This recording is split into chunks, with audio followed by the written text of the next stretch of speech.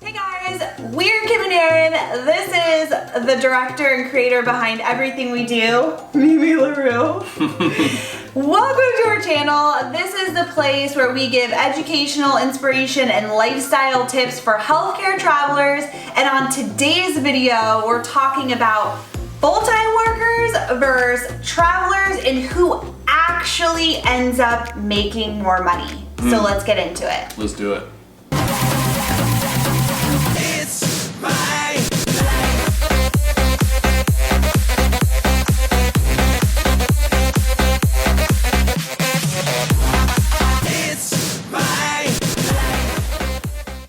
We are really excited about this topic, but if you are new here, please consider subscribing because we do videos like this all the time, and as soon as we get the green light, we're going to be traveling around the world doing awesome travel videos that you can use for when you have your time off as a healthcare traveler. I'm so excited. I know. I need to know. Let's go. All right, so the question we get all the time when people are considering leaving their full-time jobs and possibly starting this wild and crazy travel life. What a fun time though. It's so good. I know. But the biggest question they have is, do you really make that much money? Like, am I really gonna make that much more than as a full-time worker? And so that's what we're gonna get into in this video. And honestly, like everything in the travel industry, there's lots of gray areas, and the answer is going to be based on the individual and their own situation. And so in this video, we're gonna go over some things to think about and how to really weigh out your options to see if you specifically are gonna make more money as a traveler. Yeah, but before we get started, I do want to throw a little caveat out there. Yes, traveling is great with money, but it is so much more than just the money. It is about the adventure, the experiences, the time off that you can take as a traveler. You're a self-employed healthcare professional. What gets better than that? And so in this video, we are going to strictly focus on who makes more full-time versus traveling. Just wanted to add that in there to get a little birdie in your head. Yeah, there's so much more when it comes to traveling, but the money is an important piece. That's why we want to do a video on it. Like Erran said, there's so many awesome things that come with it as well. So watch our pros and cons video. That's a good one. We'll link it. Okay. So the first thing that you want to think about, the very first thing, is you want to get an idea of how much you're going to be making per week based on your modality, okay? Because all travelers make there's different scales and different Pay grades. Exactly, yeah. So you want to get an idea of how much you're specifically going to be making. Now, here's the thing. It's going to be different every single contract. There's not just like you're a stenographer, you make $2,000 a week and that's just how it is.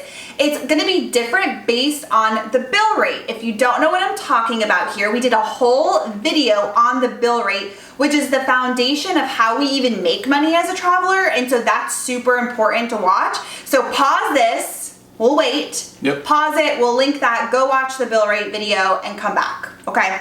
But to get a general idea of what you can think about taking home every single week, go to websites like wanderly.com or nomadicare.com, and they have job boards on there. And so you can actually go on and pick your specialty, and it will give you an idea of what people are making based on the locations they're in and all of that. So if you're seeing a stenographer is making anywhere between $1,600 take home a week and $1,800 take home a week, and you're currently making $1,300 take home a week, you're like, oh, okay, cool. Like, I probably will make more money based on what I'm currently making. But if you see that they're making, $1,500 a week as an average, and you're making $2,000 a week, well, yeah, you're probably not going to make more as a traveler. Yeah, proof's in the pudding on that one. Right, but exactly. But that's the first thing you want to look at and start kind of getting an idea of what the rates are going for in your modality.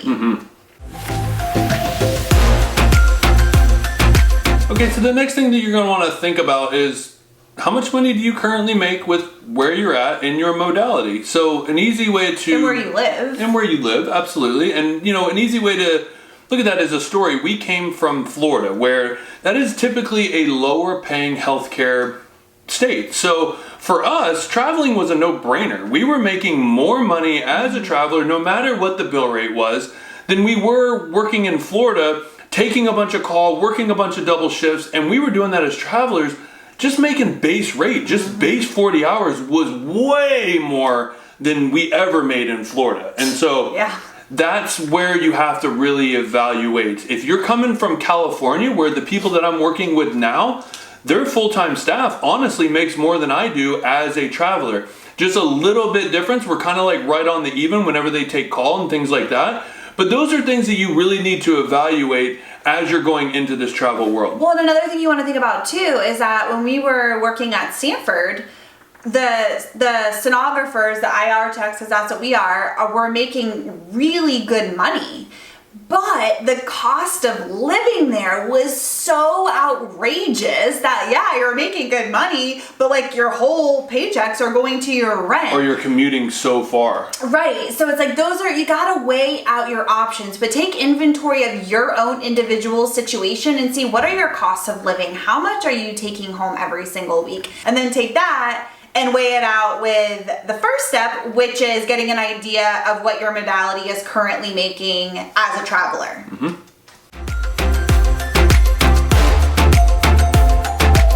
All right, so the next thing you want to think about is a tax home.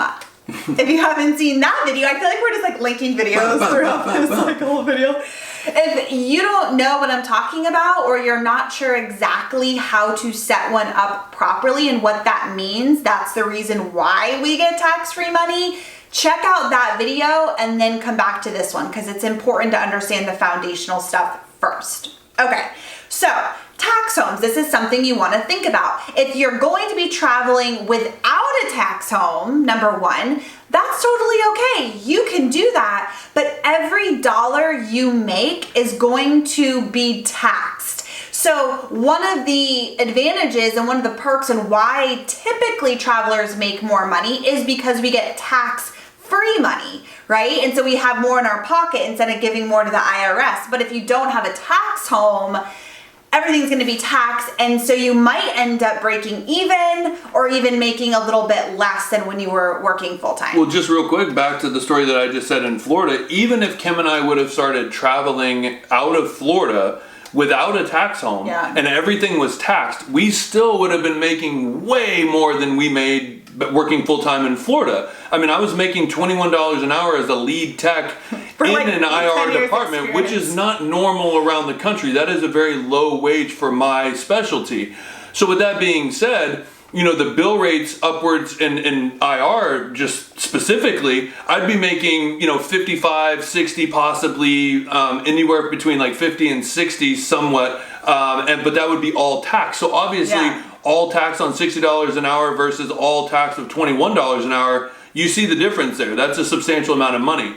But if you do have that tax home, then you do get that tax-free money, and that's what you're going to get into now. So then the second piece of it is if you do have a tax home and you've decided to travel with one and you know how to properly set one up, again, watch that video, you really need to look at how much are you paying for your tax home, because every single month we're putting money into our tax home. So what does that look like for you? Are you spending, $1,500, $2,000 a month because you're keeping your home and your mortgage and all of that, and then you're also additionally paying for the place that you're renting while you're on assignment, and that's $1,000, so you're spending $3,000 a month on your living costs? Well, then it might not be lucrative for you to start traveling if you're going to have a really high-end tax home. So those are just kind of the things that you want to think about in order to get a really big picture idea of what you're going to be bringing home and what your expenses are going to be. Yep. Okay, so one of the last things that we want to talk about is kind of what I hit on at the beginning. If you're going into healthcare traveling, one big thing you need to really look at is how much time off are you planning on taking? Yes, if you actually take what I make on a weekly basis and you times that by 52, I'm making upwards of 6 figures, right? Mm-hmm. But we take lots of time off.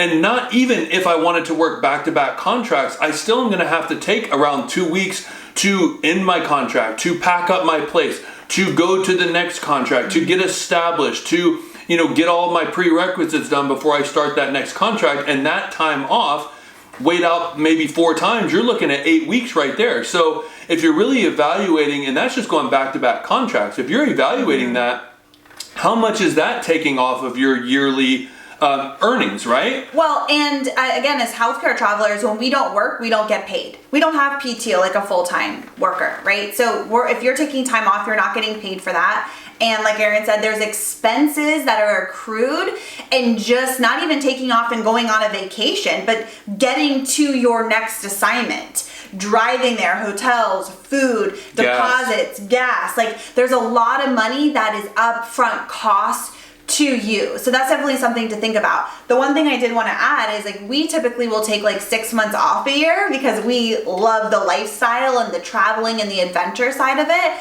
And so we'll typically take 5 to 6 months off. But the coolest thing, again, for us, taking it all the way back, we came from Florida where we are basically like making pennies and had no money, that now as travelers we're able to work 6 months of the year but still make what we made or more working an entire year as a full-time worker, which is like blows my mind. And so for us, the money is a no-brainer because of the situation we came from. Yeah, and I'm going to throw one little bonus caveat out there for you. If this does sound good of what Kim and I are talking about being able to work 6 months out of the year and still making more money than coming from Florida, that also comes with a lifestyle change. Kim and I have really simplified our lives down, and traveling really helps you do that. So there is a lot of these gray areas that we talk about, that it wasn't just like we started traveling and all this stuff happened. We worked to get here to where we could take an extended amount of time off and still make a lot of money because we don't have a lot of big bills, and we do come from Florida where cost of living is really low, so our tax home is low as well. And we've worked hard to pay off debts and bills and all of that stuff, so we live super simple. And here's the thing, if you want to dig into all of these layers, because there's so many different layers, we have an entire course, Traveler School, where we walk you through basically how to make the most money, right? What's fair pay, how to bring home the most money, how to save money on housing, how to ace an interview so you get your dream jobs, right? All of these things, how to pack, how to plan financially. We dig into everything inside of that course. So if you want to check that out, it's in the description below, and it's basically a no-brainer. Yeah, we just teach you all the steps that we've taken to live this amazing lifestyle that we live now. So good. Okay. So all in all, the answers to these questions that we just walked you through, take some time, do some research, weigh out all your options, and get an idea of really where you're going to be at to see if you're going to make more, you're going to make less, or you're going to be somewhere in the middle, and kind of weigh it out and see what feels right for you. The other thing that I'll just throw in there as a fun exercise is sit down with a little bit of time and ask yourself, why do you want to travel? Why? Is it specifically for the money to pay off bills or mortgage or student loans? Or is it something else? Is it more for the experience, the adventure? But take 20 minutes and just get really clear about why do you want to do this and what do you want to get out of it? And then explore your options from there. Beautiful.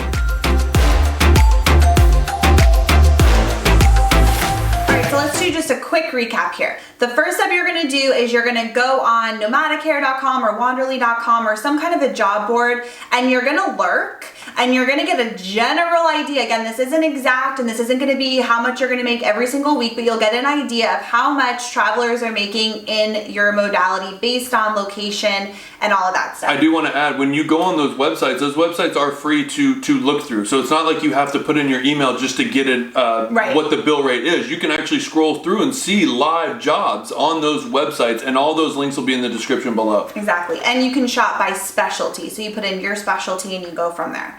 Okay. Number 2 is, what is number 2? How much do you currently make? How much do you make, right? Where do you live? How much do you make? What are your current expenses? Are you living in San Francisco, the most expensive city in the world? Are you living in Podunk, Jacksonville, Florida? Like Podunk? That's it's actually not Podunk. I love Jacksonville, Duval. Whoa. But just get clear on where you're at and how much you're making and all the things, okay? And then compare that with step 1 and get an idea of where you fall into the category. Step 3 is, are you going to have a tax home or are you not? And if you are, how much are you going to be paying into that versus you gotta have a place to stay while you're on the road. You're gonna have 2 rents. So how much are you gonna be paying, and how much is that gonna cost you every single month, and is it worth it financially for you? And then step number 4 is how much time? How much time do you plan on taking off? Because again, we don't work year round, and there's expenses and things that we accrue as travelers, and when we don't work, we don't get paid. So those are all the things you want to think about to see if traveling is going to be more lucrative than working full time. Yeah, and again, just keep this in the back of your mind that traveling is more than just making money. It is about the adventure. It's about the people you meet. It's about exploring this beautiful country that we live in, and really being free to just kind of do the things that light you up, to find other passions, to travel around and spend more time with family, more quality time, less quantity, more quality, right? Because you can drop back in at home and say, I'm not working for another 6 months. I want to go to Europe. I want to go to Asia. Yeah. These are all possibilities that you have as a healthcare traveler. So definitely weighing out those options, because if it was up to me, I would travel for the adventure, the experience, and the other passions and the time off than I would for the money. But it does help that we make that money, baby. It does help, and I am not complaining about that whatsoever. I would say 9 times out of 10, just throwing it out there, like travelers are probably going to make more, even just a little bit more than full time, no matter what. But again, still depends on your own situation. So go through the steps. Let us know what you think in the comments below. Yeah, and if you really like this video, if you're taking something away from it, please hit the like button, because that does help us. We also do videos like this all the time, along with other travel videos. But all the things that we spoke about will be in the description below. And if you have any questions or anything that you want us to do a video on, please leave that in the comments below as well. And until next week, we'll see you then. See you later, Gator. That was a Florida thing. Oh, but we're Seminoles, baby. No, I'm a Gator. Oh, I forgot. We are not Gators.